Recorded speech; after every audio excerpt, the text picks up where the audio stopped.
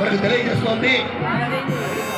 దీని తర్వాత medical and health department ఆరోగ్య శాఖ యొక్క శకటం వస్తోంది. ఆరోగ్య శాఖ శకటం కూడా సగం ఆహ్వానం